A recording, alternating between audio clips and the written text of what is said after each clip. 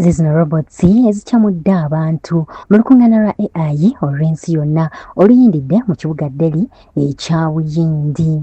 Buli mwaka wabeerawo olukuŋŋaana olumanyiddwa nga Artificial Intelligence Summit era ng'omwaka guno olukuŋŋaana luno luyindidde Delhi mu kibuga kya Buyindi.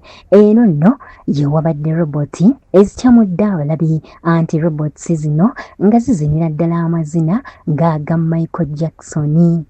Robots zino obwedda buli azitunulako aseka n'agweri anti nga zisobolera ddala okuzina amazina ng'ag'omugenzi Michael Jackson. Kale no robots zino bwe zikyamudde abantu mu AI International Summit eyindidde Delhi mu kibuga ekya Buyindi nga naawe bw'otyo bw'oziraba bwe zigenze mu maaso n'okukyamula abantu nga zizinira ddala ng'omugenzi Michael Jackson amazina gennyini ge yali azina.